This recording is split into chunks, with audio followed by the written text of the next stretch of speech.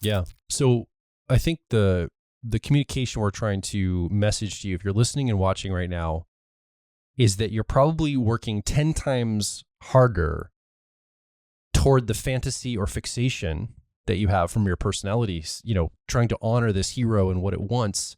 Sometimes we're avoiding just doing some integration work, just allowing our hero not to be the hero for a moment and look at other parts of our personality. I mean, that's really what the work we do here at Personality Hacker, Antonia, is we try to say, be balanced, be a whole self. And if you're one note and you're doing all this work, you're probably exhausted. It probably is actually creating the opposite desired outcome that you have. If you're putting all that work in, you're probably building a life to where at some point you're going to have to reconcile the fact that this is coming for you. The fantasy is going to catch up to you eventually. And when that moment hits, it's going to be very painful if you're not prepared for it, if you don't know what's going to be happening there. It's going to be very painful. Hi, welcome back to the Personality Hacker Podcast. My name is Joel Mark Witt. And I'm Antonia Dodge. So Antonia, we were just talking before we started recording. Can you see the poison oak that is on my arms? Covering 80% of your body. I just want to be scratching and itching this entire episode. I'm like, it's not painful. It's just itchy. Endlessly and angsty. I don't know it's itchy. I guess itchy. That's the word. Just itchy. It's okay. We can just use a basic word like itchy. Yeah. I found it there's this little patch of woods behind our house. And last week I was like, you know what? I'm going to cut a trail in this patch of woods. I want to be free. I don't want to be locked in this neighborhood. I can cut a trail in the back and to get to the woods, and I can escape if the bad guys ever come to the front door. I can run out the back. Yeah, or just escape. Stick it to the HOA. That's right. But by making a trail in some woods. The joke's on me because I all of a sudden started itching, and then I guess poison oak has an oil on it here in Pennsylvania, and then it has now spread to other parts of my skin, like my stomach and my sides and all down my legs. What started out as a small issue has now become a body-wide challenge. Jonathan, who's on last week on the episode, is a nurse. He and his wife Ellen are both nurses. And what is the stuff they mentioned I should put on my... calamine? It looks like Pepto-Bismol. Yeah. And it's pink and your arms look pink. I don't have it on me right now, so I'm very itchy. Oh, I thought you'd calamined yourself up right before the podcast. A little cortisol to try to dampen, but I didn't want to be pink on the show. I don't want to be like Pepto-Bismol color. No, you just want to be a furious red. so just a little bit. It looks from itching. Yeah. Anyway, I'm gonna try not to itch. Yeah. If you see me shaking and twitching and looking like I want to, your eye twitches a little bit. It's me struggling through the itches. Anyway, the point is, I was cutting this trail to be free. Yes. Which kind of dovetails in what we want to talk about today. Ooh, good segue. How's that segue? Okay, I'm going to give it to you. I had more commentary, but let's do a nice, elegant segue. Callbacks are great too. Yeah. You can make a joke later about my itchy skin if you want.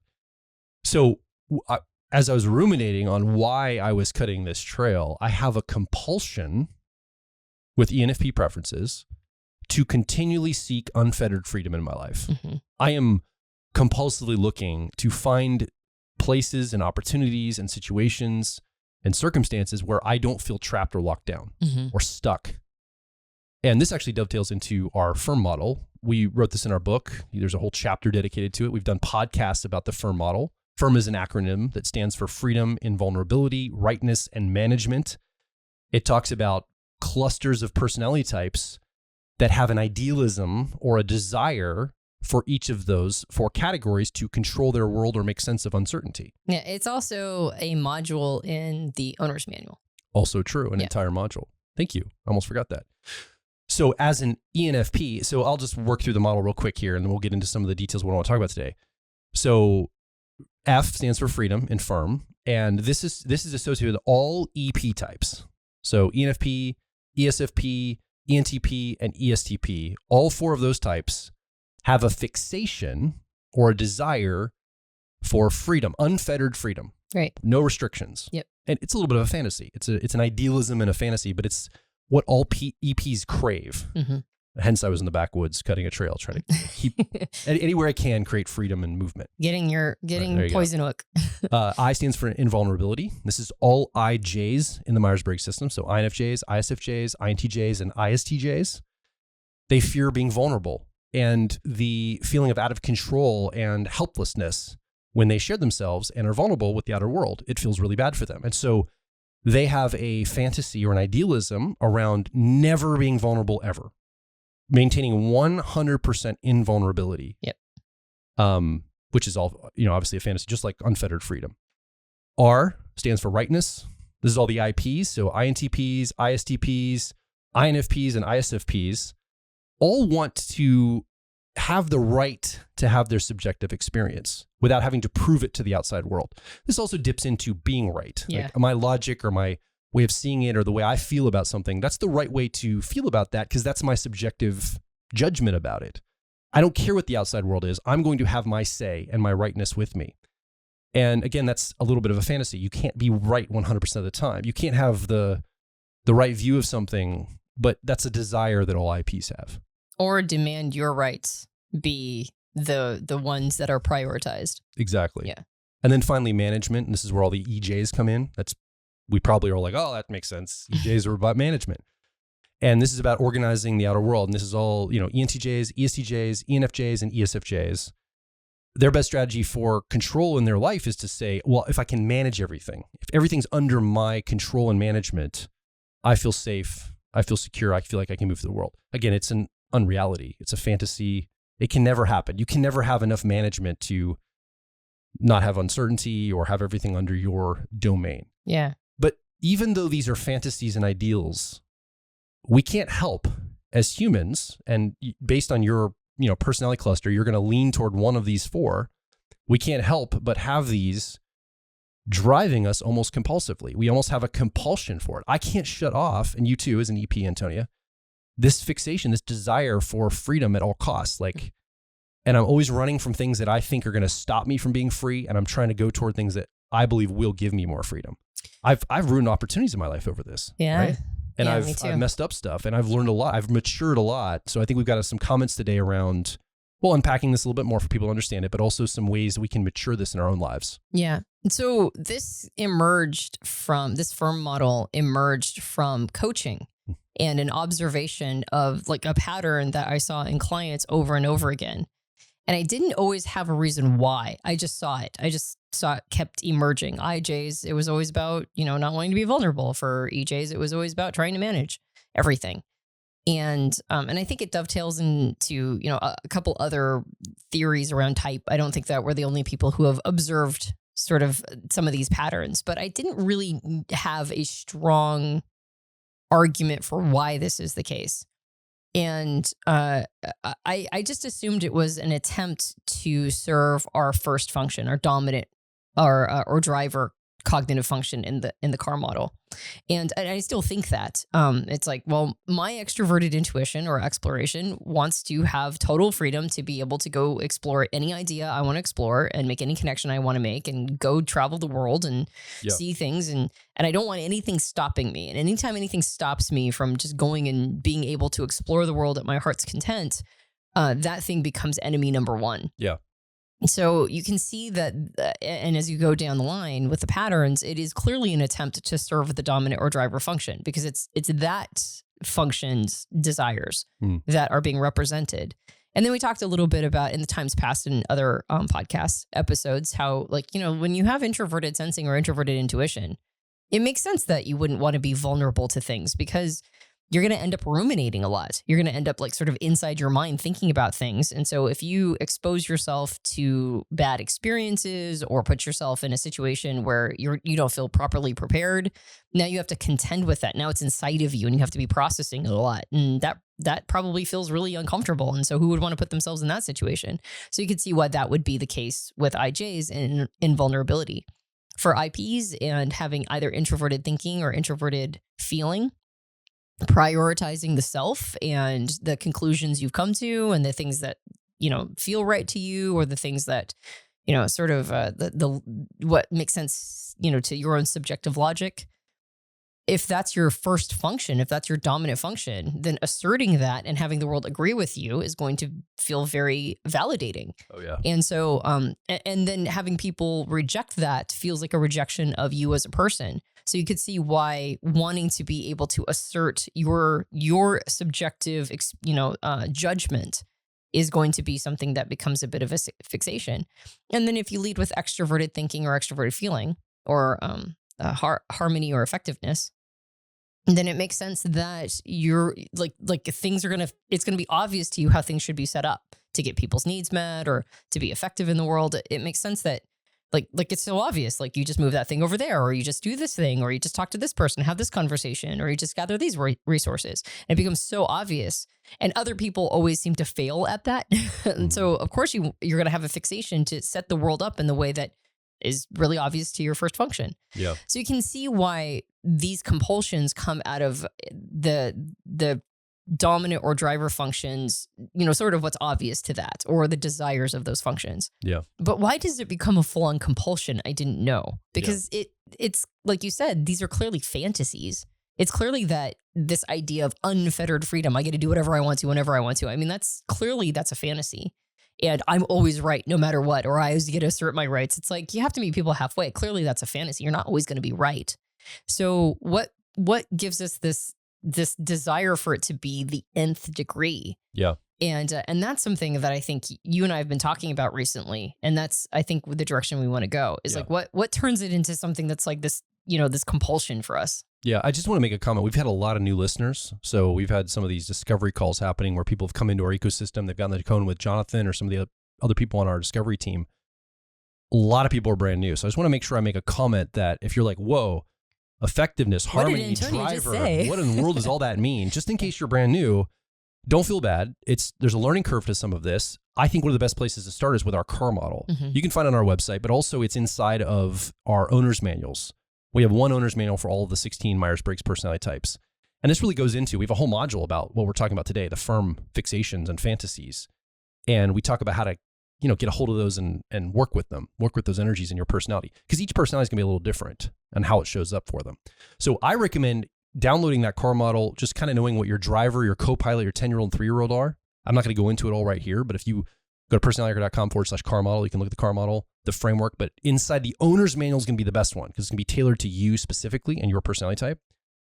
If you have that in front of you, what we talk about today is going to make a lot more sense. Mm-hmm. So just kind of either have it in your mental model inside of your head or actually put it on paper, write it out somehow, just so you know when we talk about driver, what we're talking about and all these different functions. And again, I recommend those owner's manuals. They're incredible for every personality type. So let's get back into this. Okay, so it's a fantasy, it's a fixation. We can understand why it came about. And when I hear the word fantasy, fixation, not so much a fantasy, I immediately go, oh, this is a maturation problem. Like there's an immaturity and I need to become mature. Anytime I have a fantasy experience in my life, if I have a fantasy towards something, well, that's what I was as a kid. I played a lot with fantasy as a kid. And we can still play with fantasy as an adult to learn things or understand things, but we kind of know that we're playing at it. Mm-hmm. We know, okay, I'm entering a fantasy role-playing game, for example. I know this isn't reality. I'm in fantasy. What happens when we live reality? Thinking a fantasy can be possible. That's where we need to mature as people. Mm-hmm. Like we're not clear that, oh, this is an unreality. We're like, no, I could really have complete freedom. I can set up, an IJ might say, I could set up my entire world so that nothing that I didn't already vet can get into it. Yeah. That's never going to be possible, but they certainly try, right? Yeah. They certainly try. I was talking to an ITP recently who was doing some work, and I was like, we were having some disagreement about something. He's like, but does my logic make sense? I'm like, yeah, but this still won't work. But yeah, but does my logic make sense? Am I right? Basically, is what the person's asking. Mm-hmm. It's like, okay, you're kind of in a fantasy. It doesn't matter how right you are. It's still not going to matter in the real world. And then management, it's like, you're never going to have things organized and controlled enough. I don't care if you're king of the world. Someday you're going to die. It's all going to fall apart. Yeah. Right? So we're in the realm of fantasy. So immediately I go to a maturation framework. And I would say that we're also expecting, if you're listening right now, that you've gotten past the first step, which is that you don't need this at all, the rejection of it, right? The first step, I think, is, for EP, for example, is I don't need a system at all to support me. Right? Well, you mean the assumption, because there's an antithesis to each of these. There's a push away, almost like antithesis. Right. Exactly. And so for anybody who's seeking freedom, the antithesis to that is actually being married to a system, right? Or being married to something, having, basically having responsibilities you have to show up for and you can't say no to, that you can't bail on, like a consistency of showing up.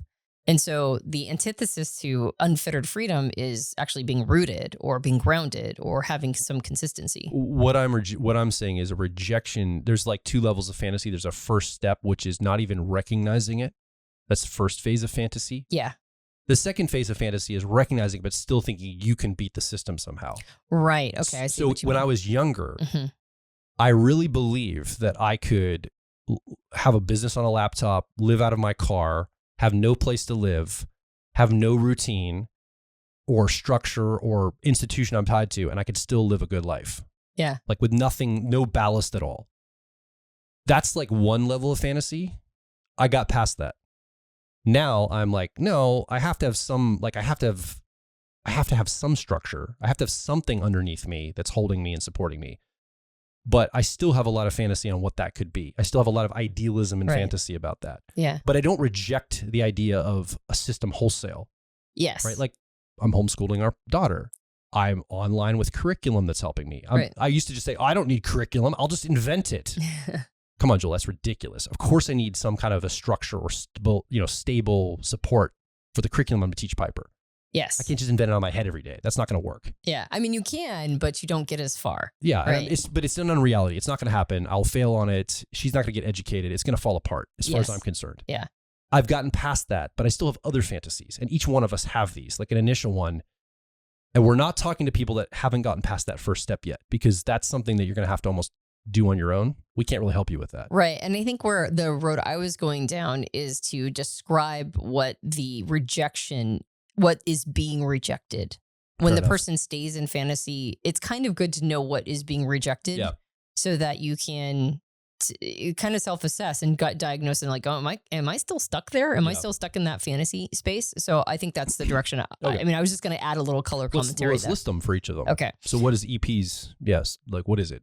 Yeah. So the thing that when one wants to stay in unfettered freedom, I mean, like when you talked about how you thought that you could have, that existence of a whole business running off of a laptop and out of your car. Well, first of all, that was a dream that was sold, right? 15 years ago? Yeah. That was where we picked up that idea. And the second thing is you can, but not forever. Mhm. Like once you go, I think I like you. Let's settle down. Let's have a relationship. And then it's like, oh, well, now one of us is pregnant. And it's like, okay, well, It wasn't me. right. And it wasn't you. So it's like, okay, so are we going to do this? Right. And then suddenly now it's not just one kid. It's like, you come with 2 children before. Right. So, having now a family of 3 kids and Yeah, like, reality had to grow me up quick on this one. yeah, exactly. It was like, okay, we're probably not going to be running a business out of a car on a laptop with all of that. So it was like, so we had choices. But I still thought it was possible for a while. Exactly. Yeah, exactly. It was like, we'll just get an RV. We'll just make the car bigger, right? And you can to some extent, but there are definitely major challenges that come with that. And you're not actually gaining unfettered freedom. You're just changing out what your freedoms are. Yeah. Like you're free from maybe a mortgage or from having to live next to the same neighbors every day or, clock in, clock out of a job.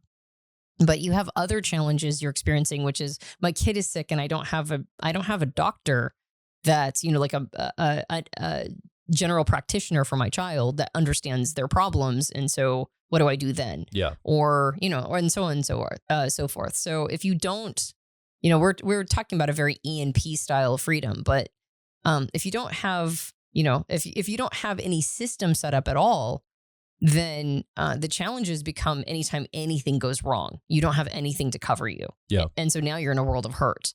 And sometimes you see this with both ESP and ENP types. Sometimes they create a life where they actually end up imprisoning themselves if they aren't thinking about long-term consequences enough, if they're not thinking about the advantages to kind of creating some roots and establishing some precedents or some consistency or some relationships that they can lean on. Or if they're just living for the day. Yeah. You can destroy your health, and now you're in a prison of your own health, or poor health. You can make terrible decisions and have consequences you didn't expect, and then now be actually in a literal prison sometimes. There are lots of ways you can imprison yourself through this desire for unfettered freedom. And so that's why it's a fantasy. The fantasy is like, you're not actually gaining something in its pure form. You're trading things out and determining what thing you want to trade out. And each one of these has one of these. Like each one of these sections has a unintended result that if you keep going down the road you think is working toward this fantasy, it's actually going to give you the very thing you fear. It's going to give you the result. Like the EP chasing that, like getting yourself trapped, it is very likely. Very likely. And the IJs, if you vulnerability, you're going to actually be more vulnerable than you thought. Right. Because the antithesis for IJs is experiencing things, is actually going out and experiencing uncomfortable things that can't like put you in vulnerable situations. You can't vet them first. You can't run them through your screens and check boxes and make sure they're okay before you engage with them. Yes.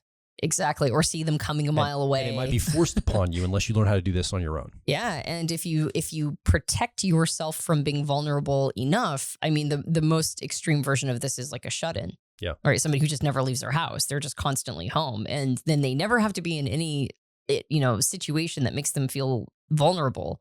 The challenge is that if the world comes knocking on your door, right? If there's any moment that you actually have to perform, the more you've done this, the less capable you are of performing in the moment. And now you're really a sitting duck. Yeah. Now you have no defenses or skills or resources to get through it.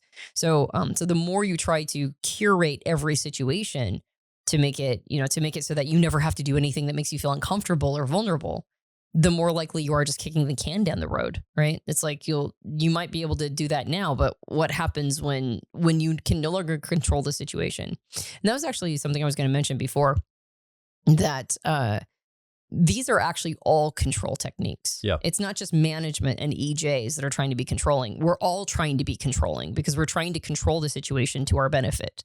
So, so it's IJs are trying to control the world to not feel vulnerable, and EPs are trying to control to not feel trapped. Exactly. Yeah. For IP types, with rightness being the fixation, the antidote or the antithesis to that is having to actually prove yourself. It's meeting the world halfway.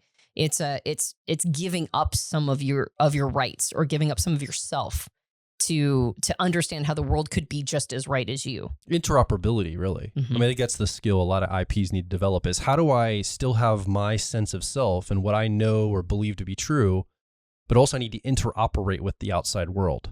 We need to co-share that reality. Yeah, exactly. Like I need to work at things. I can't just theorize about them in my head or come to a conclusion or check in with how I feel about it, and then that becomes the final say. I need to kind of see how it actually is playing out in the outside world, and sometimes I need to prove myself. Now, sometimes I need to actually show the receipts. And if you have ITP preferences, and this is usually in relationships, like I have to actually work at relationships, and do things like build healthy boundaries and all of that stuff. And if you're an IFP, it's more of like I have to actually show career capital, or I have to prove that I know what I'm talking about in terms of impact. I can't just go, well, work is for suckers and call it good. Yeah. And so in the same way that the others, that if they continue to push that away and stay in the fantasy, pretty soon life comes knocking. And for IP types, it's when they are very wrong, like they're making terrible decisions in their life and they're still trying to assert their rights for it. And pretty soon you can create a situation where all your rights are taken from you. Like nobody cares what you have to say. You've been completely discredited. So you can say it as much as you want to, but nobody's listening. And nobody cares that you feel like you're being, invalidated or, it's shoved to the side. It doesn't matter because you've lost your power of influence or persuasion. Yeah. And then for EJs, it's really allowing the outside world to not be the final say on what's true, right? Like having everything be set up out here and managed perfectly. Sometimes people actually need to assert their individuality. Like it can't just always be us matching a system. This is what IPs know. They want the systems to match them, and EJs want all of us to match the system. And it's like, well, sometimes people need to go rogue. Sometimes people need to go out of it, and that includes yourself. Like sometimes you need to have a sense of individuality or independence from all of those things. And it's okay to let go a little bit and have it not be so much like you have to match everything out here. And so the reason why it's good to know this is when you said, we're going to assume that the person isn't still living in a total fantasy. Yeah. We're going to assume you understand the importance of the other side is basically what you're saying. Yes. That you're not just like an IP type that goes, it's stupid that people make us work or prove ourselves. Like we have to show the receipts. Like I should just be able to say something and that just is now true. And it's like, we're going to assume that you recognize that there's a reason why you have to like, show up and prove your worth and meet the world halfway. Yeah. And as an AP type, that there's a value in finding roots or understanding the consequences of your actions. So that's what you were saying when you said, let's assume that you're not a total fantasist. Yeah. But like you mentioned, the next rung up is where a lot of us end up sort of landing on all of this, which is, okay, it's important, but maybe I can game the system and not have to do it myself. Maybe I'll be the exception. Yeah. maybe I'm smart enough to figure out how not to be under the burden of this. Well, and you can see this with EP types all the time. And you and I both, we totally... This is hard-won knowledge and wisdom. I know. We totally fell under the spell of this, which is a lot of EPs try to skip steps. Yeah. Like I don't have to go through the natural order of learning things and experiencing consequences. And then, and I think maybe even ENPs do this even more, but ESPs do a little bit too. And that is, like, I'll just be I'll figure it out by watching other people, and then I won't have to experience it. And I'll just skip steps and then going, no, actually I can't skip a step. If I skip that step, it's actually just waiting for me to learn that lesson the hard way. And so those are the kinds of ways that we try to game things to our advantage. Is like, we're like, well, we'll just skip a step, or we'll just figure out another way of doing it. And that won't be something I have to do.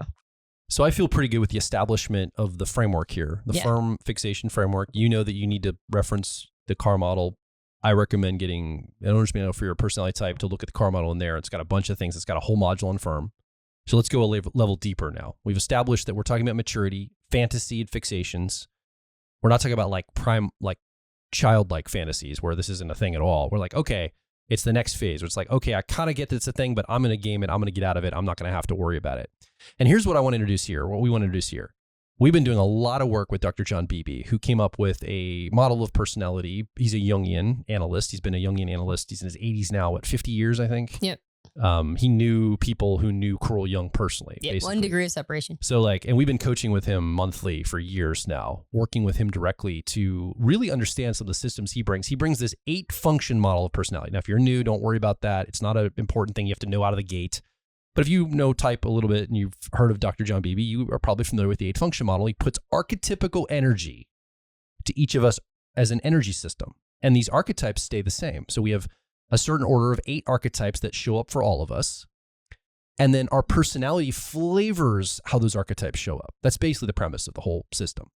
And so we're going to focus on the very first archetype that John talks about. And I'll just list them really quick just so you have a reference point. But he talks about the hero, the parent, the eternal child, the anima or animus, the opposing personality, sometimes we call it the mercenary, the witch or cynics, the trickster, and the demon or daemon energy. These are different archetypes. We're not going to go any of those. We've recorded podcasts about all of them. You go reference all of those. We're going to be adding things to the owner's manuals around this over time because some of this is in our shadow and we understand it's important. So these owner's manuals, the one I just recommended you go get for your type, over time, we're going to be adding more bonuses and extra things to it to help you understand more about those second functions. But let's just focus in on the first 4 functions: hero, parent, 10-year-old, and 3-year-old. This is kind of the framework that or hero, parent, eternal child, and anima animus. We call it the driver, co-pilot, 10-year-old or 3-year-old. So those are the 2 models. You can see the overlay on the car model. Let's focus on the hero. We all have a heroic part of us. It's an archetypical energy we carry. Now, our personality type will dictate how that hero energy or archetype energy shows up for us in our life. Yeah. And that's really where personality type comes in, is it can help us understand how we're showing up and which way we're expressing that energy. But all of us have a heroic part that wants to be the hero of the day. Yeah. And a hero wants to go into battle knowing it can win. Like a hero wants to know he's going to win or she's going to win. Like we're going to go in, we're going to win. Not only are we going to win, it's going to be a glorious victory. When we come back into town, we're going to be riding on the back of a steed, a mighty steed, a white horse that's going to, ride into the village, and people with roses and women and children are going to throw roses in front of our steed as we ride back in. And the king of the realm is going to honor us and bring us up on stage and say, "Thank you, hero. You did an incredible job." He's going to put a wreath or a crown or some kind of honor on our head or a medal around our neck or some recognition publicly of how heroic we were, how we fought the dragon or we fought the bad guy, whatever we did to save the village and come through for everyone. There's a part of us that desires this. In fact, it's a primary part of us that wants to be that hero. Mm-hmm. It doesn't like to get its hands dirty. It doesn't like to see the negative parts about the self. It really wants that moment of glory riding into the town with the sunset behind and the job well done and the big feast and all the partying. That's what this part of you, as you're listening or watching right now, wants. Now, again, your personality type is going to dictate how that shows up for you. And herein we lie the key to unlock some of this firm fixation, because our firm fixation and our hero function, which is the driver cognitive function of your car model and your personality type, again, find that in the car model diagram, that has that heroic quality. It's associated with how we are processing this fixation of this fantasy for freedom, invulnerability, rightness, or management. So let's zoom in on this now and talk a little bit about qualitatively. How can we be thinking about this? What can we do with this energy? How can we mature it in ourselves? And how can we get a handle of this if this is what's showing up for us? How do we show up in the world knowing this, operating our lives better and getting past that fantasy? Yeah. So that was quite an image you captured there by talking about how the hero wants to ride into town on the back of a steed and have roses thrown at them, having killed, slayed the dragon. And there's actually probably people who are like, I don't want that. Like, that's not how I identify. Like, why are you saying that my first function, my dominant or driver function, wants to have that experience? And I think there's a almost like a false humility that we've been taught. Sure. That we're not supposed to want all of that glory and fame. But there is something to be said to that. That's the sort of that's the big over the top image we've been fed in like our stories and that kind of thing, like the content that we consume. But there is something to be said for the part of us that, another way of saying it is just like honored for what we bring to the world. Yes. When you get that moment, and it never lasts, right? And that's the point, is that you don't live in the moment of the celebration after killing the dragon. That's just how that leg of the story ends and culminates, hopefully. But you don't live there. It's just, we want that moment for ourselves, and we love seeing it in content and movies and TV shows and that sort of thing. Those moments, and whether or not it's like sort of a medieval version of that or the modern day heroic, Marvel movie version of it. Regardless of what it looks like, we love vicariously living the experience of being honored for our hard work and the best we have to bring. Oh, absolutely. I'm not suggesting, I don't think people would identify with the idea of that riding on the steed. I think it's an unconscious part of us. Yeah, exactly. And I think that's almost a fantasy in and of itself in a way, right? I mean, there's all this movie and popular, but it's very rare when someone actually has that experience, like in history, and even the reported experience of that, like, who am I thinking of? Somebody that, like a William Wallace. Well, he had a bad ending. Yeah. Anybody that I can think of in my head that's like that character. Most of it's in fiction, but it is a little bit of a fantasy in of itself. But that lends itself to the fantasy of the firm fixation that I think they play to each other. I agree. That's actually where I was going to head, is that there's a desire to have that experience. And until we get that experience, we might become fixated on a need to sort of have our hero moment. Yes. And it makes sense that if we are trying to have our hero moment, and our hero moment is getting an audience to clap, or to get mass recognition, or to get a name in a news article or whatever, that honors you bringing your best, honors you having gone through challenges and honed your craft and honed your skill and become the best version of this thing. And then now you get the audience applause. And that desire for it means that we're going to be trying to bring everything to our sandbox if at all possible. We're going to want all challenges. I mean, if you're a superhero whose talents and skills and extraordinary abilities all have to do with water. Yeah.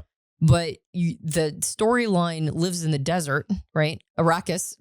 Yeah. Then you're going to be kind of twiddling your thumbs. You're going to be like, I guess I don't really need to show up here. I guess this is not my storyline, right? Yeah. And so what are you going to do? Well, you're going to bring the story back into the ocean. Yes. You're going to find a context that brings the situation to your wheelhouse. Yes. And part of the compulsion, I suspect, is that we're trying to bring everything on our turf. Yes. We don't want to have to get outside of our sandbox. We don't have to get out of our wheelhouse. We don't want to be exposed for being not great at something, or to have a potential for humiliation, or know that when we're doing all these other things, we might not show up as well. But when we're in our first function, we're in our driver, our hero function, we're overconfident there. We know we're going to slay the dragon. We know we're going to get the girl. So take the metaphor of slaying the dragon, riding into town. You have to, as you're listening or watching right now, you have to contextualize this for how you represent that in your own self, right? It's not going to, maybe you may not represent it as this heroic character walking into town. Maybe you're an IJ, and the hero for you is satisfied that you took care of all the things that could come in and mess up your world, right? Mm-hmm. It's like all the boxes were checked that day, or all the locks, metaphorically, were like checked and double checked and locked, so no one can get in, and all the passwords are secure. Like, like that's your heroic moment. It's like whatever the representation is in your head, because each of us can have a different one. It's not going to necessarily always be the steed with all the.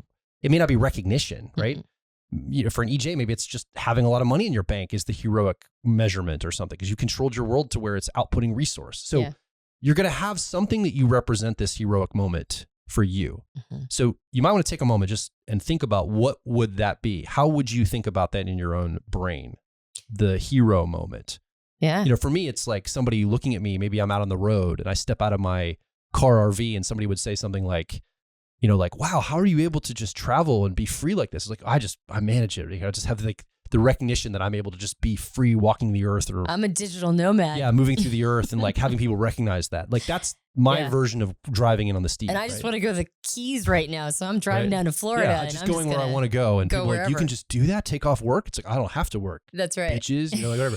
It's like, I'm free. What, you know, that's like the fantasy I have in my head. So what's the fantasy you have, right? As you're listening, what is your version of riding into town on the steed? Mm-hmm. So that's like a general heroic moment, but everybody's got their own symbol of it. And actions they've taken to ensure that's the case. Like when I think about what I've done, when I was a teenager, I was enrolled in a public speaking course that assigned me a talk maybe once every 6 months. And so I didn't get a lot of experience doing it. I got enough experience so that I did enough so that I was nervous every time. Once every 6 months getting on stage to give a talk is just, it's the worst, because you don't get comfortable on stage. You're just doing enough to hate it. Faster cycle reps, right? Like reps faster on a cycle. That's right. That's what you need. Exactly. You need a lot more. And so, and I'd been enrolled in this course most of my life, actually. And so as a teenager, I noticed there's a lot of people who cancel.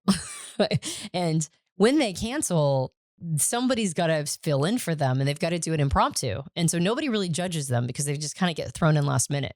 So I talked to the person who was running the course, and I said, hey, listen, anytime there's a cancellation, let me know and I'll fill in for them. And so I'll do all the assignments, right? I'll figure out what all the talks are supposed to be, and I'll do a little bit of, of going over them. So I'll be prepared, but just let me know last minute. And there wasn't, in this course, and the class was once a week, there wasn't a cancellation every week, but there was a cancellation often enough. I would say at least once or sometimes twice a month. And so whenever there was a cancellation, the person who was over this talk or this class would say, hey, are you willing to go take that talk? And they were just short talks, nothing more than about 5 minutes long, right? Just enough to hate it, right? Just enough to get enough experience to hate it. And so I started getting up on stage pretty often, like multiple times a month. And pretty soon, like I was noticing, it was almost once a week. And I got really good at giving talks last minute, impromptu talks. I got very good at it. And I realized in retrospect, the reason why I did that is because I hated public speaking. I hated it. I hated the nerves. I hated getting up there and like feeling like I didn't know what I was going to say. And is everybody what am I saying the wrong thing? Or is everybody looking at me? Or like, what are they judging? I hated that feeling. And so I went, well, if I can get past that, then no matter what situation I run into, I'm going to be able to do public speaking. I'm going to be able to talk in front of a large group of people, right? Starting out with maybe 100, but I ended up, because I was part of this course, I ended up talking in front of stadiums of people at times. And I think the biggest crowd I ever talked in front of was like 10 or 15,000 people. And I didn't do that often. I only did that like once or twice, but it put me in a situation where you couldn't scare me talking on a stage. And that felt like I had more freedom. It felt like if I taught myself to not be scared at one of the biggest things that people are terrified of, then you can't put me in any situation where I'm not ready for it. So I have total freedom to do whatever I want to or do and go wherever I want to, because you're never going to throw me in a situation that I'll be scared of. And you and I both, one of the things when we first met, discovered about each other is both of us as teenagers, I mean, we didn't meet until we were in our 30s, but both of us trained ourselves to sleep on the floor of our rooms. And I was like, you did? And you were like, you did? I was like, yeah, because I didn't want to get too comfortable in a bed, because that meant that I couldn't just sleep anywhere. And that meant I couldn't travel anywhere. You didn't want those requirements. That's right. I don't want to have like conditioning where I feel like I need a comfortable place to sleep. I have to have my creature comforts, or I can't sleep comfortably, or I can't sleep through the night. And both of us were like, no, I want to be able to backpack anywhere in the world. And so I learned to sleep first on a cot, and then on carpeted floor, and eventually I moved to like hardwood floor, so I could sleep through the night on hardwood floor. And I was never going to allow anything uncomfortable to stop me from being able to move anywhere. So I had my physical situation, like I was free physically. I could sleep anywhere. And I was free from the fear of mass judgment, right? With a whole group, like huge groups of people judging me. And I was like, that's it. I'm set. I can go anywhere. I can do anything, because you're never going to put me in a situation I'll be terrified of. Now, of course, that's not true. I have been in situations where I'm physically terrified. Yeah. Right. Like, oh, maybe I went a little too close to the edge there of that 100-foot drop or whatever. Like I had to manage that piece. But I did all of that to feed my freedom fixation, because I never wanted to be stopped from anything. So why is this? Well, because I wanted people to appreciate that I was a good public speaker eventually. It's not just that I wanted to be free from fear of it. I eventually wanted them to think that I was amazing at it. And how did you learn this skill of public speaking? And what did you do? And the answer was, I forced myself to get out of my comfort zone on a regular basis to get there. Yeah. And now I have had the experience of having people, clap for me after a talk on stage, or after, even like a 5-day event that we run. And so it was really my hero, right? First of all, not wanting to be fettered by anything, like being free to do whatever. But I also know that there was a part inside of me that wanted to be recognized for it. Yeah. Like I wanted the applause. I wanted people to go, really? You taught yourself to sleep on the floor? Why did you do that? I wanted them to be impressed by that action. And so it took me a long time to go, well, there's also value in the other side, right? There's value in, and I wouldn't say the antithesis of like sleeping in a comfortable bed, more like there's a value to not just thinking that you're going to spend your entire life backpacking. Yeah. Right. Well, and also if you have enough resource, you can just get a hotel room that night. Yeah. I mean, right. Part of it was too, if you look at it, the reason why it wasn't just about the discomfort, it was also about, I don't want to be financially stopped. That's right. From being able to travel anywhere. And so I know that if I can sleep on a hard floor, I could probably find that anywhere in the world. I could probably find a roof over my head on somebody's floor somewhere. Yep. So that just opens up a whole world of possibilities for me. Yep. And if you had enough finances, that may not be relevant. Like that was because you never wanted to be limited by anything else, like other systems, not just your own physicality, but like a job. Yeah. Or financial resource too. Well, and so it goes writ large to all of this. And then when I was willing to create a more stable life, I was able to build enough finances so that when we went to Egypt, I went with we didn't have to sleep on floors. We did not. We slept in the Sahara Desert one night, which was pretty cool, but that was all curated for us. It was like a floor, but yeah, exactly. So that we're talking really heavy on the EPs this whole episode because it's our personal experience. Yes, that's my experience, and so I'm offering it. Which is great. Basically, what I'm doing is I'm giving an example, like a real world example of like what are the actions you may have taken in order to continue feeding that function. Right, that first function, that driver or hero, and what is the applause you're looking for from having taken all those actions? And what I'm getting out of here is sometimes I'll just say I do this. Sometimes I think a lack of maturity also is something like laziness. Most people aren't lazy with their hero function. Like you put a lot of work in, like training to do the speaking, both of us learning how to sleep on the floor, other things I've done for my EP fixation and like fantasies. Like I've worked hard at it. It's not like I've just gone, the fantasy doesn't always dip into, well, I don't have to work hard and set my life up. Right. It's almost like I'm I always say ambitiously lazy. Like I'm trying to do so much extra, so I never am controlled by this, but I'm kind of controlled by all this extra I'm doing. Yeah. Yes. You know what I'm saying? Like that's kind of what it is. So let's look at all four of them. An IJ who works hard, puts a lot of effort into constructing all the locks and passwords of your life, metaphorically, but also literally. Like everything has to go through vetting before it gets to you. You've got all these things set up to protect yourself from anything getting in. Like you have maybe a rule, an internal rule. You say no to every new opportunity until you can think and plan for it or something, right? Or whatever your thing is as an IJ. And I bet you're setting up a lot of things to manage this and control this. And it's a lot of hard work and it's a lot of exhaustion. And it always feels like you're just on the edge of not being able to be invulnerable. But that's really the desire, right? It's like, if I just work a little harder, I just got to set up that one more password, one more two-step verification, and then I'll be safe forever, metaphorically speaking, although maybe literally too. And it's kind of like you're hustling and you're working and it's exhausting and you never realize the fantasy. And you're also working so hard at this, sometimes your hero, you feel burned out and disillusioned and a little bit like you want to get out of it. Like I feel fixated on this and trapped by it in a way. Not trapped like an EP, but just trapped in the energy of this. I have a friend with INTJ preferences, and he says that when he works for a company, he never stops thinking about it. Yeah. He's like, I think about it in the shower. I think about it. Like he hands over his introverted intuition or perspectives.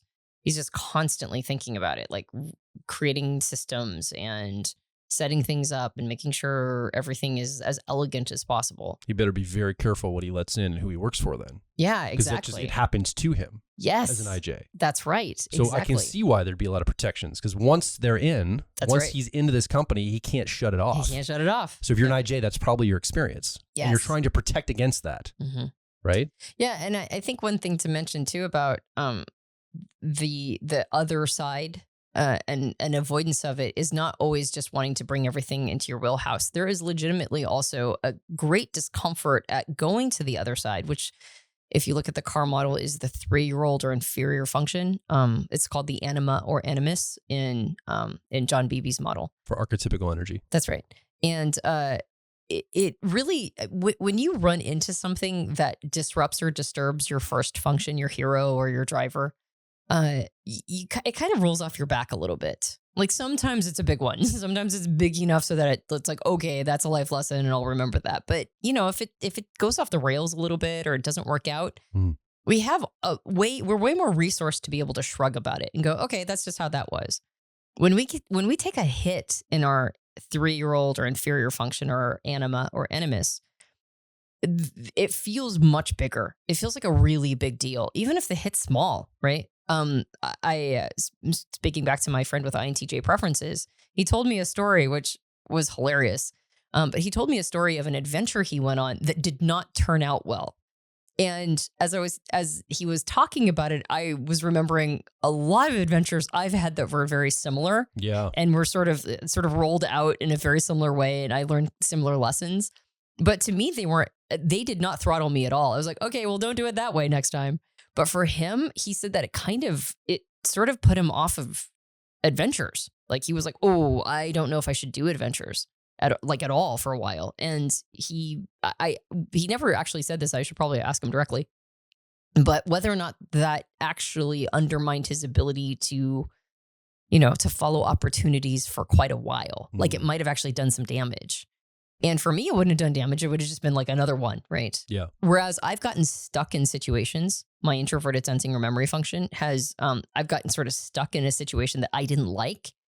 And I felt like I had burned my hand on a furnace. I was like, oh my gosh, I will never do this situation again, right? Yeah. Like I'm financially stuck, beholden to something that was bigger than me and I had to pay it back and there was nothing I could do about it. And I'm just like, I cannot get out of that situation fast enough. It's like, I'll never do anything like that again. I'll probably take fewer risks in that way, weirdly enough, in my introverted sensing or memory, but like, or at least when I say it's to me risky to tie myself to something. That's what risk is to me. And so I probably will tie myself to things a little less. I'll reevaluate because, I never want to be trapped like that again. Commitment. Exactly. You'll make sure you're doing safety checks on anything commitment focused. There's a reason I don't have a tattoo. It's just way too much commitment for me. Like I get really weirded out by the idea. And so I think for IJs, there's something to be said for, okay, well then I went and had an adventure. I got out of my comfort zone. I went and did a thing and it didn't turn out well. And then the desire is to go right back into the comfort zone. Just like with EPs. Yeah. So with IPs, right? You went off on that. So I don't know where you were heading, but bring me back to where we were because I want to make sure we land for all four. Yeah. I just lost track of the conversation. Well, Sorry. This idea, my apologies. I did a little bit of a tangent, which was we're talking about how our first function wants that heroic fanfare. Yeah. But it's, and there is something to be said for like constructing a world that allows you to stay in that energy. Hard work. That's where I was on. I was on the topic of hard work. That's what I was talking about. Okay. So let's think in terms of what IP hard, like we know what IJ hard work would be. It's like creating so many things like hoops to jump through, structures, barriers, literally or metaphorically, to keep yourself from having to experience anything you didn't pre-vet. Yeah. Right? That didn't come through proper filters before it hits you. Yeah. And that's a lot of work. That's exhausting. Yeah. It's exhausting. I mean, you're just exhausted all the time from having to be that much of a vanguard for everything. Well, and the reason why I mentioned what I did is if you have a bad experience, it feels like it's worth all that work to prevent that bad experience, as opposed to just going, that's how that is. Yeah. And I should not have it throttle me next time. Yes. When I get into a commitment that I make and that I'm now beholden to as an EP, go back to the original, all that hard work, it's like, no, I need to put that hard work in. So this never happens. I hate being committed to something I feel like I'm trapped by. Next time I'll work even harder not to be trapped. Exactly. Right? And so IJ's next time I'll work even harder to never have this experience where I couldn't control the situation. And have foresight, know what I'm getting into. I didn't have the energy for it or feel like I didn't have the energy for it. So IPs, the hard work is in continual refinement of the self, either through the thought or the emotions, like getting in touch with the emotions or the thoughts is what would we say that's the hard work? Well, I think the hard work is being true to the self and not being influenced by outside, I don't know, you could call it forces, outside or rewards, like making sure that you're doing what's right for you and not selling your soul to a company. Rewards or punishments. That's right. Either one. I'm a nerd and completely, I can operate without reward or punishment. I don't neither one affect me. Yes. I think is the ultimate ideal in a way. Yes. Of being right and having my rights. Yes. I'm going to consult the self. I'm going to make sure that I'm in alignment with this, or this makes sense to me. So this doesn't feel exhausting for IPs. Like it feels exhausting for IJs to keep all those barriers and everything. And EP's like, I got to work really hard to keep my freedom. But for IJs, this is just what they do. They get to know themselves more and more and get to refine their logic and their sense of self. Well, it's just like with the EPs and the IJs, it doesn't become exhausting until you're doing it at the exclusion of everything else. Yeah. Because it's very rare when somebody with IP preferences has their entire world constructed for them so they can just sit around and be true to themselves. So you'd have to be subsidized. Exactly. You'd just be like a trust fund kid to be able to do this indefinitely. You are going to have to interoperate with the world, get along with people or make resource happen to be able to fund all of this in a literal way. Well, and the sad thing is we are designed as animals to want to have impact and contribution. Yeah. So the other thing that's exhausting is fighting against your own desire to be part of the tribe in a bigger way. Like we have an internal, even it doesn't matter how much you've rejected the idea of career capital and getting a job. There's a need for us to contribute and contribute in a way that is observed and received by everybody else.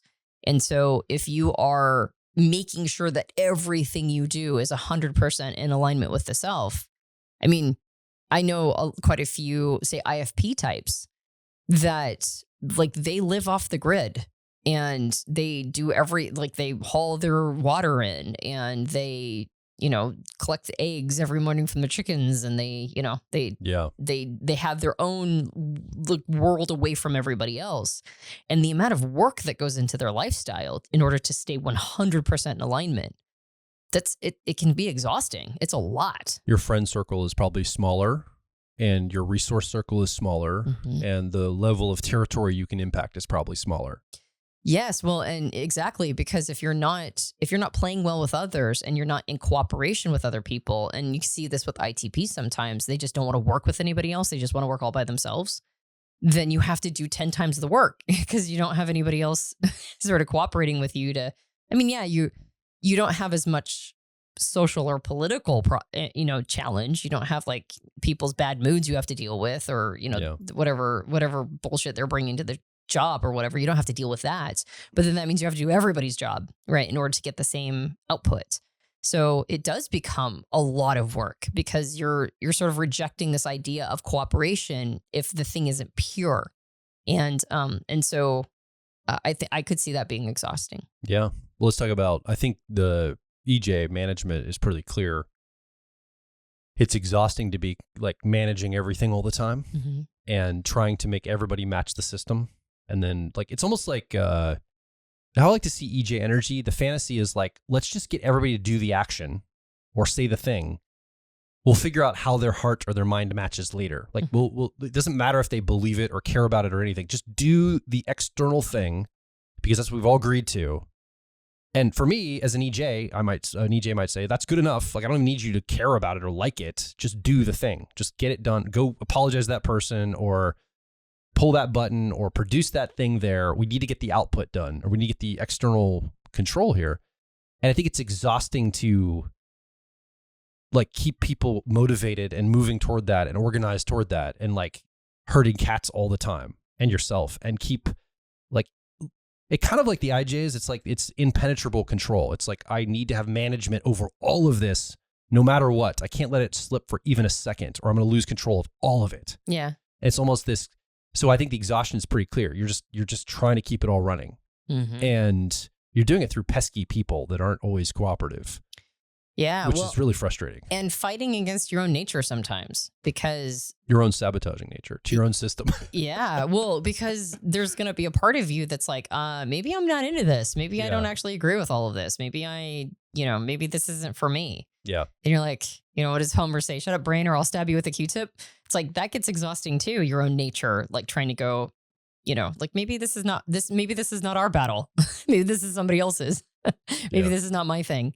I think about some EFJ types that when they find out that people in their friend circle are fighting, they feel this compulsion to go make peacekeeper, right? They're like, it's my job to go make sure everybody's okay with each other. Yeah. Sometimes it's just not your battle. And if they were consulting the other side of introverted thinking or accuracy, that might be like, well, maybe these people need to be fighting because they're learning a lesson that's valuable for them. And maybe my involvement will actually make the situation worse for them on a long enough timeline. Maybe it's actually bad for the situation.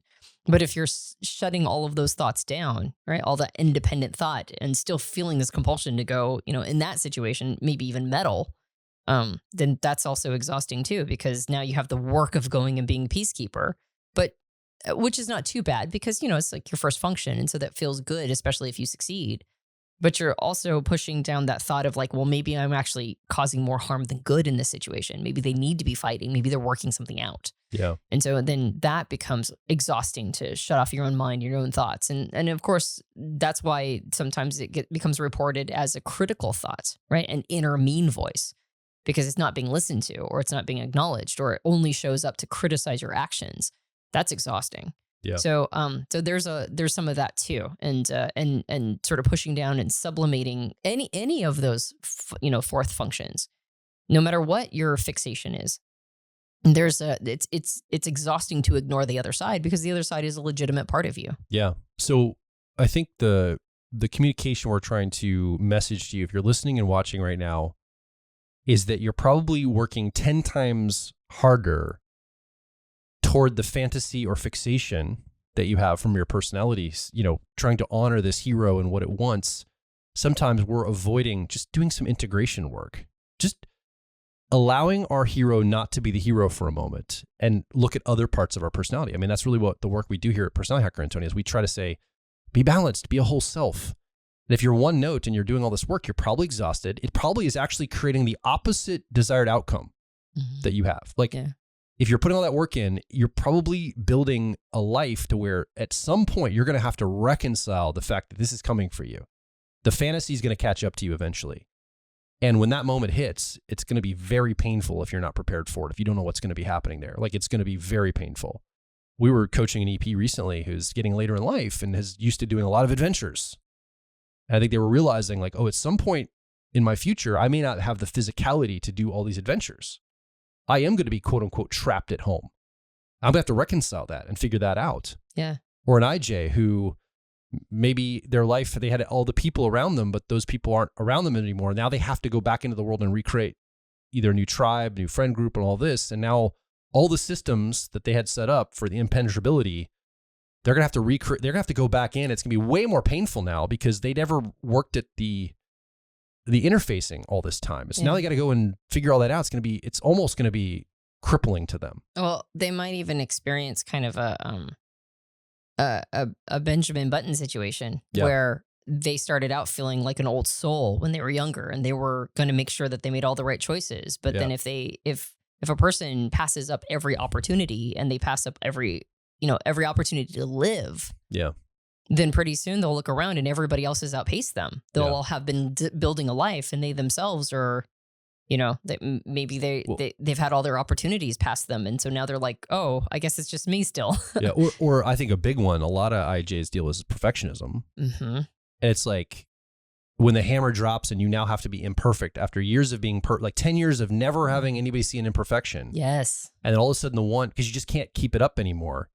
And then the imperfection's seen, it's going to be 10 times more painful than it was had you been working on this muscle the whole time. Exactly. Oh, that's such a good one. It's going to feel like the rug's been pulled out from you and you're just humiliated. Oh man, and that perfectionism is such a desire for invulnerability. Yes, and you're going to feel humiliated in the process and it's going to be almost unbearable. Yes.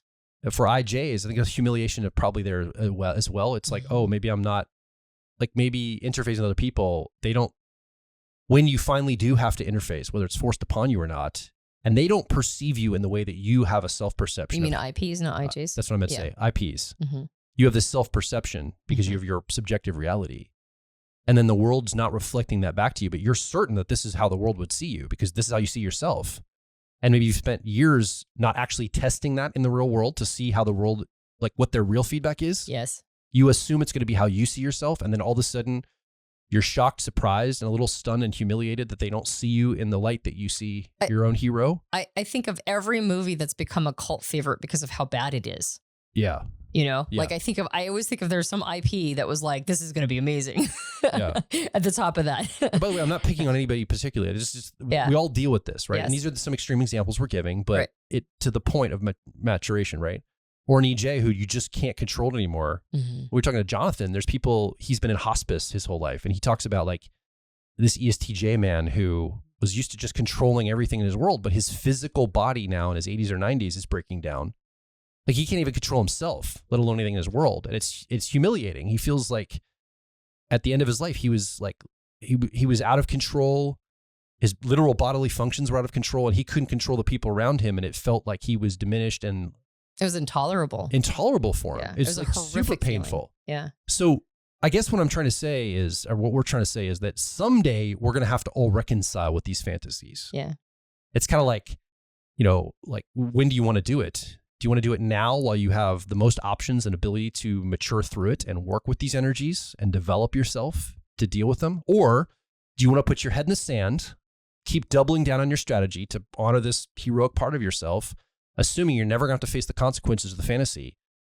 And then someday it's going to be forced upon you. Yeah. And you're going to feel kind of silly, humiliated, broken, sad. It might actually be a really traumatic experience. Yeah. And this is what what we're basically talking about is another way of saying one-sidedness in like Carl Jung's concept of one-sidedness. Firm fixations they're a path to one-sidedness. Yes. And so I think one of the best things we can do is recognize that we do have this fixation. We have this, we have a We have a desire. And I think the word fantasy is not a bad one either. Yeah. So the fixation is on the fantasy. It's on the fantasy that I can make it work. I can be one-sided and somehow I'll never have, like, the debt collector will never come. I will never have to experience the problem of it. And so the antidote to one-sidedness, and just like we mentioned, the antidote to each of the firm fixations, one-sidedness, is the other side. It's your 3-year-old or inferior function, or what's called your anima or animus. And you just use the word integration, which is that is the call. The call is to bring that part of yourself and recognize its importance, recognize how much you need it, how much of it's a part of who you are.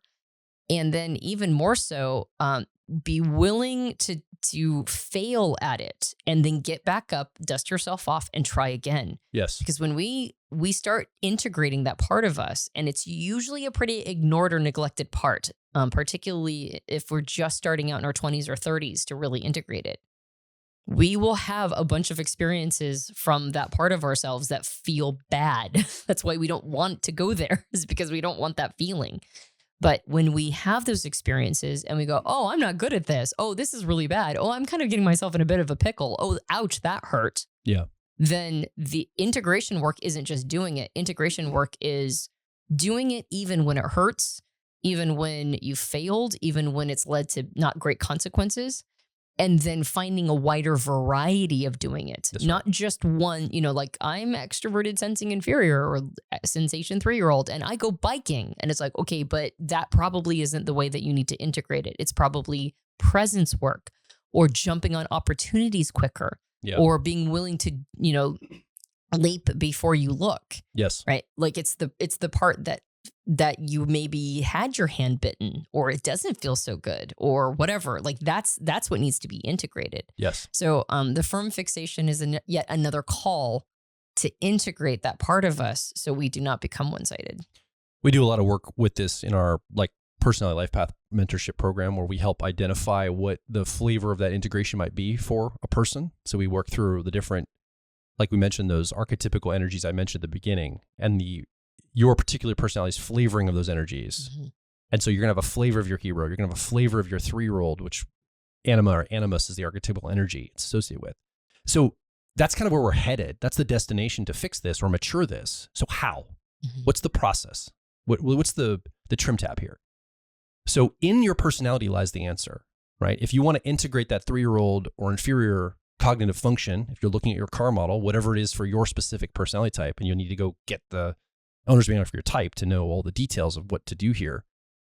But there's a part of you that's equipped perfectly for this. It's actually, we call it your co-pilot. It's the auxiliary cognitive function. And what's fantastic about this is this can be a translator inside of your own personality that can help translate for some of the best parts of you, how you show up heroically. And now this co-pilot also has parental energy in it, right? Its archetypical energy is parental. So you've got a hero and a parent in the front. And the parent or co-pilot energy can also be a navigator to help you navigate not only your life, but also your own personality. We don't lean on it as humans often. This is a secret weapon that you have within yourself. So if you identify with your co-pilot, the cognition that you're using here with that parental energy, you can help translate for those weaker or less sophisticated or uncertain parts of yourself. The 10-year-old, 3-year-old, also known as the eternal child 10-year-old, or that anima animus 3-year-old. You can communicate with them because you have this translator part of yourself that can help bridge the gap between some of the best parts of yourself and some of the most uncertain parts of yourself. So the first step on integration here is make friends with, develop, and understand the particulars of the co-pilot or parental energy for your specific personality type. Yeah. When you unlock that energy, you can start self-parenting, start guiding yourself to go, okay, yes, this fixation, this fantasy I'm focused on can never be a reality. And in fact, I'm only doubling down on the pain I'm going to feel later. What do we do? Leaning into this co-pilot or parental energy, developing it in your life and bringing it out and having it translate and understand the rest of you, kind of as the co-pilot to your driver or your dominant. This is the way forward. Now, there's a bunch of techniques and details to that, but that's the general framework of what you're going to want to do to be able to integrate that 3-year-old. Because going there directly is going to be scary, tough, challenging. You're not going to want to do it. You might have some uncertainty there. You're going to put things on terms that make you feel good there. So it's really important that the co-pilot gets unlocked, I think, first in the sequence. Yeah. I'm going to say it was Robert Johnson, the Jungian analyst, who said that the auxiliary cushions is a cushion for the inferior. So the co-pilot helps cushion some of the challenges or the mess ups or the, those moments when it doesn't, you try to integrate and it doesn't work out for you very well. That's right. With the 3-year-old or inferior function, the auxiliary or co-pilot helps cushion some of that. And so that's why it's the first port of call. And you mentioned personality life path. Well, I was going to say 2 things. First, we did a series on self-parenting, yes, which we talked about the importance of that co-pilot and auxiliary function, specifically in that, with parenting. But also, you mentioned personality life path, and I want to say, and we'll probably have another one coming up soon. We usually do quite a few of them a year now, usually 3 or 4 a year, and it's life changing. And it's a group of about 20, 25 people. They're incredible. We go through every cognitive function, and we do it in. We talk about the archetypal energies that are associated with your specific personality type. And we spend 8 weeks sort of unearthing our relationship to each of these aspects of ourselves. And then finally it culminates in a live event where we do some real work, right? So we get into the source code and we find complexes and challenges and things you've been working on for years. And we find the leverage point in all of this. And I would say that it's, I think I've said this before on the podcast, but it's my favorite thing that we do now. It's always a game changer. It's always a life changer, every single one. But I think particularly when I think about it in terms of firm fixations, it was the concept of this podcast that really helped me sort of dig into like why are we doing this to ourselves? Why are we so associated with the hero? Why are we missing all of these other components and aspects? And I think that firm fixation and the overlay with the hero function, the desire to have that fanfare, the desire for recognition. It was personality life path that taught me how important it is to integrate my 3-year-old or inferior function. Because after we did, I would say probably 2 or 3 of them. And so it required consistency. And of course, this is after like 10 plus years of coaching and using type and talking about it in a podcast and just laying the tracks of consistency with this over and over and over again. My desire when I was younger was to stand on stage and have people clap, right? With my extroverted intuition and look at how smart I am in my impromptu speaking, right? Look at how amazing I am spontaneously jumping up on stage and being able to give this talk, right? That's what I wanted, but I didn't get clapping. I mean, I got polite clapping. Anytime you're going to give a talk in front of a whole group of people, they're going to politely clap. But I didn't get a standing ovation until way later, way later, when I had done something with consistency for well over a decade. And now I feel like personality life path is an opportunity for me to showcase all the skill work I've done with my extroverted intuition or exploration, all the things that I've poured into it, but then also married the consistency with it, doing it over and over and over and over again, just clocking reps, doing it repeatedly, figuring things out, failing. Exact same program. The people are new and That's right. their content and their challenges are new. That's right. But you're running through the same 8 weeks at the same functions in the same order with the same 3-day, 4-day live events. That's right. In the same format over and over and over. And you're finding ways to not be bored by that routine. In fact, be encouraged and enlightened by that routine. And using it as an opportunity to refine and hone and calibrate. And then now I feel like after a decade and a half of hard work of integrating that introverted sensing or memory with that consistency, I feel like I'm finally getting recognition in the way that I wanted to. And I'm like, oh, that's how that works. Oh, good. Yeah. And so I think the reason why we continue to produce these is because we try to put our money where our mouth is. We're not just trying to theoretically say, this is how it works, but give examples of no, I mean, seriously, if you integrate your inferior function long enough, I know it's really uncomfortable. I know it feels terrible. I know it's not always going to work out. But if you're committed and do it, eventually that thing the hero wants, which is just to be recognized, just to be acknowledged for what it's done and all that hard work, that's the key. The key is to not go through the hero to get the applause. It's actually to go through the inferior. And like you said, it's much easier to do that when you've dialed in your co-pilot. And so it's like all of this, the reason why the system is so beautiful is because it gives us such a clear diagnosis of what we need to do to get what we want. Yeah. Right. But to do it in a good, like in a way of integrity, not skipping steps, not trying to make it happen, not just like trying to game it, but actually do it with integrity. Yeah. And then eventually you get your clap. Well, integrity, I think of the word counterfeit. I mean, the applause wasn't counterfeit. It's genuine. Right. It wasn't polite. It's somebody that's looking at the work you've put in consistency over the years to go, I recognize that. Right. That's important. It's not just like, oh, we clap for everybody. It's like, no, we clap for you because you put work in. And that was the moment you're speaking to. It's not counterfeit. It's genuine. That's right. The hero is experiencing genuine, like, recognition for that or freedom to have that experience. And it doesn't take much of that to lose the fixation. Yeah. Because that part of you is getting fed. It's like, okay, I can relax. I'm getting fed. Yeah. Yeah. So we've done a lot of talking around this idea. Mm-hmm. We've done podcasts before about it too. You're listening, watching right now. You haven't had a microphone, but we want to hear what's coming up for you. As we discuss this, as we talk about maybe a fixation that maybe you've identified with, we labeled, or you're not really identifying with this much, but maybe you identify with something different. You're like, I think this is kind of how mine shows up. Like, I kind of get what you guys are saying in a principled way, but mine's flavored a little differently. So it actually shows up this way. I'm a IP or an IJ or EJ, whatever. And this is kind of how I experience my heroic part of myself wanting this, having a fantasy toward it. Yeah, we're going to need you because we overrepresented EPs in this episode. Yes. So because we're both EPs, it's like, so we're going to need you to tell your story so that people can relate to you. I think we did okay with IJs, but especially IPs and EJs. Come over and everybody is welcome. But we definitely want to hear from people. How are you experiencing specifically to your life and the timeline of your life, the principles of what we're talking about, right? The metaphor, the principles of it. How is it specifically showing up for you? I'd love to see what people are reporting because I think it's varied. Like I think these fixations and fantasies come out in all sorts of different ways. So come over to personalityhacker.com. Directly below this episode, we have an area there for you to leave a comment or ask a question, or more importantly, share your story. We love stories. They're compressed experiences. We can get a sense of who you are and what your life has been like, or this moment of your life has been like. So come over, share, and let us know what's coming up for you as you listen along and tuning into your fantasy from fixation for your personality. And if you enjoyed the podcast, you can subscribe to us on Apple Podcasts and various Android platforms as well.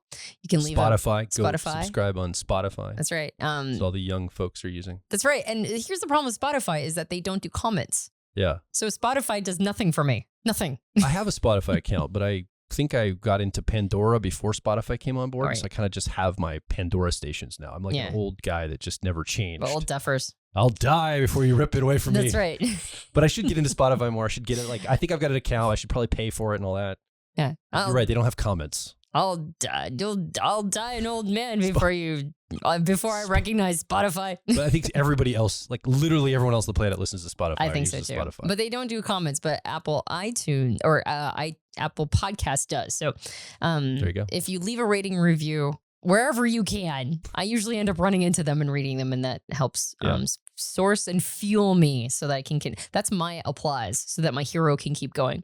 And you can also watch us on YouTube. If you do, you might have been able to observe Joel's poison oak on his arms. It's not that bad today. It's not that bad. It might not even show up on camera. Maybe I can see it. It looks like you got it in a battle with a cat.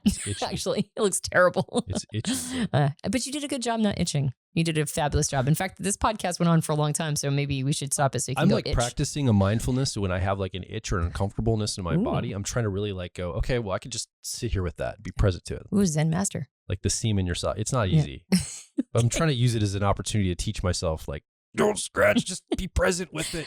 Okay, all right. Well, then I won't go on too long. I'll just say you can watch us on YouTube, like, subscribe, hit the bell, all the things you know about at YouTube. Maybe think about it though. Now I'm going to start scratching. Okay, yes, do all the things. Do all the things and get yourself a copy of your owner's manual because it's the best place to start to own all of yourself. Yeah. That's what we're trying to do. We're trying to own all of it. Integrate all of the parts. So go to your owner's manual so you can learn how to own the self. And you're making it funny and all that, like own yourself. But genuinely, these owner's manuals are fantastic and they really do help you set up your life in an ergonomic way for your type. It's designed to help you really set up life and also interoperate life with other people that you have to understand too, because you understand yourself so much. So don't discount what Antonia's saying. The owner's manuals are a fantastic place to start your journey. All right. So let's close this up so you can go itch or not itch. That's right. Or do whatever you're going to do with your poison oak. I'll go do that. My name is Joel Mark Witt. And I'm Antonia Dodge. And we'll talk with you on the next Personality Hacker Podcast.